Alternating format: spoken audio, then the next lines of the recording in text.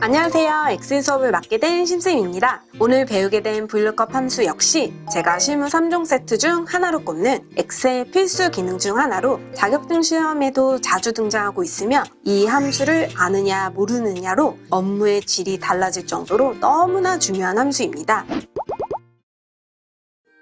VLOOKUP에서 V는 버티컬의 약자로 수직을, lookup은 찾다를 뜻합니다. 즉, 세로 방향으로 정렬된 행 데이터에서 열 번호를 따라 찾을 값을 표시하는 거죠.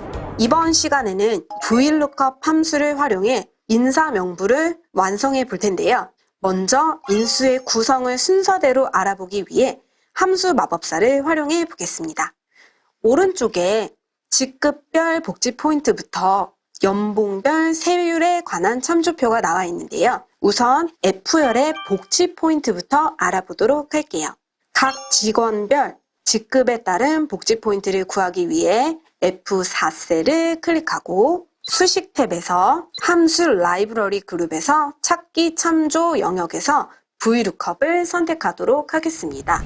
그럼 함수 인수 대하상자가 나타나죠?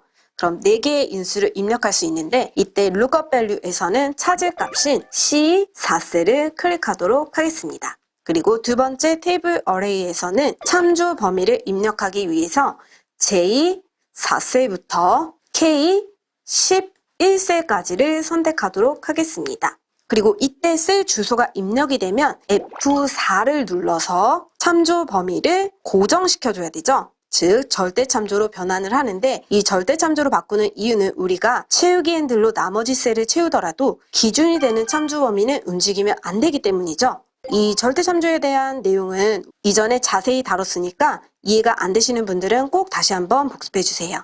그리고 세 번째 인수는 참조 범위에서 추출할 값이 몇 번째 있는지 추출하려는 복지 포인트는 직급이 첫 번째 숫자 1이고 복지 포인트가 2 라는 뜻이거든요. 숫자 2를 입력하시면 됩니다. 네 번째는 참조 영역에서 찾을 값이 비슷한 근사치여도 되는지 아니면 정확하게 일치해야 되는지를 정해줘야 하는데요. 지금처럼 정확하게 일치하는 값을 찾는다면 false 또는 숫자 0을 입력합니다. 그래서 저는 쉽게 그냥 숫자 0을 입력할게요. 그리고 확인을 눌러주시면 됩니다. 그러면 C4셀에 수식 입력줄에 함수가 입력이 된 거 보이시나요? 결과값이 저와 같이 800으로 나오셨다면 채우기 핸들을 이용해서 즉 더블 클릭을 해서 나머지 셀을 이렇게 다 입력해 주시면 됩니다.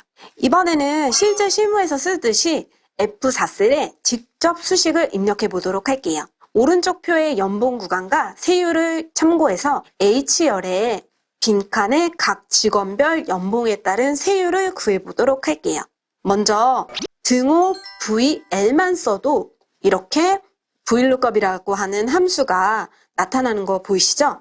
그래서 이런 경우에는 직접 함수를 다 쓰셔도 되지만 탭이라고 하는 키를 눌러주시면 자동으로 VLOOKUP 괄호 열고까지 아예 밥상까지 차려지는 거 보이시죠? 첫 번째 인수로는 아까 배운 것처럼 찾을 값을 입력해야 되는데요. 우리는 각 직원의 세율을 찾는 거니까 첫 번째 직원의 세율이 입력된 G4셀을 클릭하시고 쉼표를 입력해서 두 번째 인수로 넘어가야 합니다. 두 번째 인수는 참조 범위인데요. 이때 주의하실 점은요. 무조건 참조할 표 전체를 선택할 게 아니라 내가 참조하려는 표에서 찾으려는 연봉이 가장 왼쪽 열, 즉 첫 번째 열에 위치해야 된다는 거죠. 그러니까 전체 참조표의 시작은 직급이지만 우리가 찾으려고 하는 연봉은 L열부터 시작하잖아요.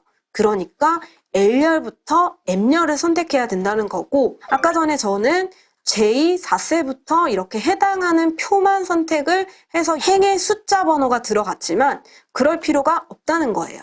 이렇게 다시 지우고 제가 보여드리면 그냥 열을 선택하셔도 돼요. 쉽게. 이때 중요한 점은 반드시 찾으려고 하는 값이 가장 왼쪽에 위치해야 된다라는 점이고요. 쉼표 찍고요.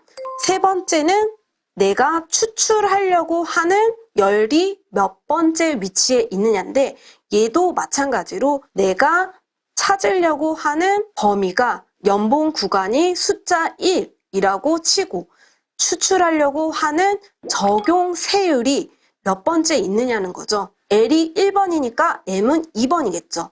1, 2, 두 번째 있으니까 숫자 2를 쓰시면 됩니다. 그리고 원래 정석대로라면 쉼표를 찍어서 유사일치라고 해서 완벽하게 일치하는 값을 정확하게 일치하는 값을 쓰느냐, 아니면 숫자가 유사하게 일치하면 유사하게 일치하는 값을 넣느냐, 그래서 true, false 둘 중에 하나를 찾는 건데요. 그냥 지우고 쉼표도 안 쓰고 괄호 닫고 엔터 치고 끝내셔도 세율은 나옵니다.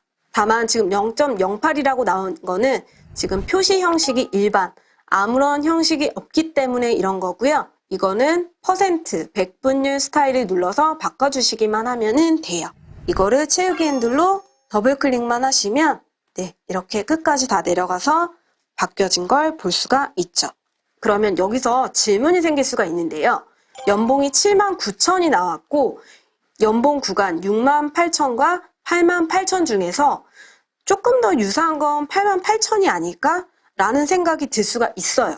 그런데 여러분들, 제가 일부러 여러분들이 조금 더 외우기 쉽게 예제를 세율로 정했어요. 연봉이 적용되는 세율.